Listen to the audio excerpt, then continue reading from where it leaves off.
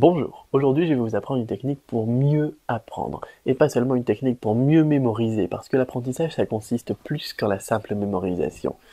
Et ça c'est d'ailleurs un gros problème. Souvent on a des élèves, on a des étudiants, on a des apprenants, on a des passionnés qui vont maîtriser des listes et des listes de mots de vocabulaire, qui vont maîtriser des concepts, des définitions par cœur. Par contre, ils n'auront pas compris. Et vous, votre apprentissage, ça ne doit pas juste consister en un simple tas de choses que vous mémorisez par cœur.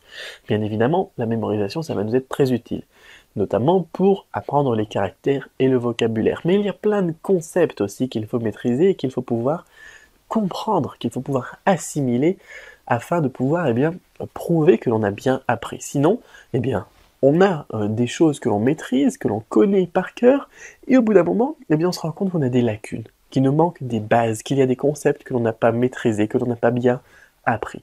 Et donc pour bien apprendre, il faut bien comprendre. Comment est-ce qu'on peut prouver que l'on a bien compris quelque chose? Eh bien, il existe une technique fantastique qui est vraiment super efficace.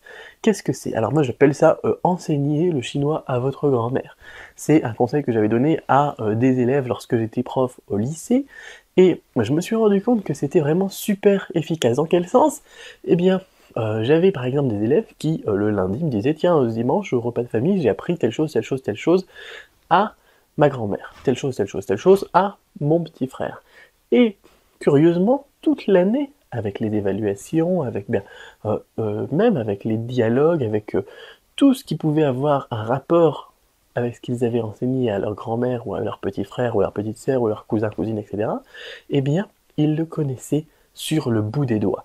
Qu'est-ce qui s'était passé? Pourquoi est-ce que le fait d'avoir enseigné quelque chose avait, dans leur cerveau, créé une assimilation, une compréhension parfaite du concept? Eh bien, donc je me suis posé cette question et j'ai fait quelques recherches. Et il s'avère que ça s'appelle la technique de, comment il s'appelle? Feynman, F-E-Y-N-M-A-N, un prof de mathématiques si je ne m'abuse.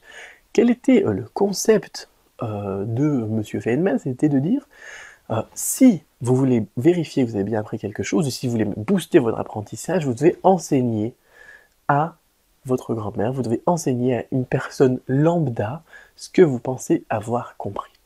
Et pour faire ça, en fait, on est obligé de reformuler.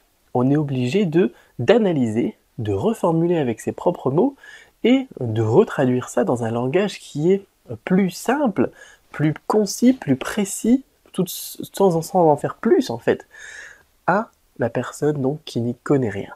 Tout ce qui est un concept abstrait, surtout avec les mathématiques d'ailleurs, tout ce qui est avec du vocabulaire difficile, on est obligé de tout retransformer pour pouvoir l'enseigner. Et en faisant cette transformation, en faisant cet enseignement, eh bien, dans le cerveau, qu'est-ce qui se passe? Eh bien, il y a une assimilation. Déjà, le cerveau, il préfère quand les choses sont plus courtes, il préfère quand les choses sont plus simples, il les retient plus facilement. Quand les choses sont découpées en plus petits morceaux, il retient aussi plus facilement.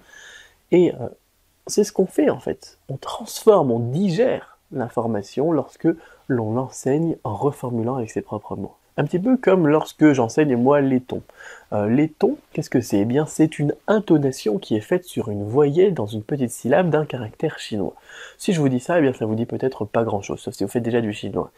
Si vous allez comme ça à votre grand-mère ou à votre petit frère, votre cousin ou n'importe quoi, lui dire tiens, moi j'apprends le chinois, alors aujourd'hui je vais t'enseigner les tons. Eh bien les tons c'est très simple, tu fais une intonation sur la voyelle qui monte, qui part du grave vers l'aigu. Point. Eh bien, il va rien comprendre. Tout simplement. Et donc, malheureusement, on a pas mal de profs qui font comme ça. Si vous voulez comprendre et si vous voulez qu'ils comprennent, eh bien vous devez expliquer ça avec ces mots. Exemple, comme moi j'utilise, par exemple, je dis deuxième ton, tu as un ton qui monte, qui part du grave vers l'aigu. C'est comme lorsque tu dis en français allô, allô, à la fin on a la voix qui monte, on part du grave vers l'aigu, on a un deuxième ton sur le haut. Voilà, tu sais faire un deuxième ton. Tout simplement. J'ai traduit ça avec des choses que vous connaissiez déjà. Le cerveau, en plus, je l'ai déjà dit aussi, retient plus facilement lorsque l'on apprend et que l'on met en relation avec des choses que l'on connaît déjà. L'histoire de la toile d'araignée, il y a quelques vidéos. Et en faisant ça, eh bien, pour vous, puisque vous avez trouvé le truc, une manière de l'expliquer plus simplement, vous le retenez plus facilement. Et pour votre petit frère ou votre grand-mère, puisqu'elle a compris un truc avec quelque chose qu'elle connaît déjà, c'est tout à fait facile du coup, elle a pu assimiler très facilement le concept. Alors bien évidemment, ça va faire plaisir à votre grand-mère, parce qu'elle aura appris quelque chose qui est forcément intéressant, étant donné que c'est avec du chinois. Hein, le chinois c'est toujours intéressant, on le sait bien. Et en plus, pour vous, ça vous permettra de vous prouver que vous avez bien compris. C'est-à-dire que, pour voir si vous avez bien appris, pour voir si vous avez bien compris, eh bien, il suffit de savoir si votre grand-mère a compris. Si elle a compris, si votre petit frère a compris, c'est que vous avez assimilé, vous avez bien compris la chose et vous avez su la retranscrire. Et vous pouvez passer au concept suivant. Et en plus, vous allez vous rendre compte que vous oublierez très difficilement les choses que vous avez enseignées.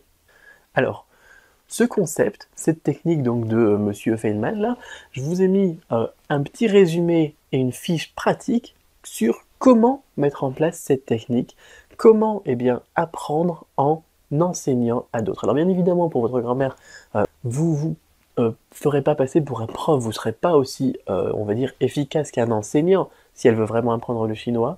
Par contre, effectivement, ça lui fera très plaisir. Alors, vous trouverez donc en dessous de la vidéo un petit guide pratique avec les étapes qu'il faut réaliser pour pouvoir apprendre en enseignant sur la technique donc de Feynman. Avec donc les étapes dans un premier temps sur comment vous bien apprendre, comment vous bien apprendre pour bien comprendre, avec ensuite l'étape comment pouvoir bien transformer ça et pouvoir l'enseigner à quelqu'un et comment vérifier que vous avez bien maîtrisé, que vous avez bien appris le concept que vous essayez d'enseigner. Je vous ai mis donc tout ça en résumé en dessous de la vidéo dans la petite fiche à télécharger. Je vous dis à tout de suite donc de l'autre côté pour cette fiche pratique. À bientôt.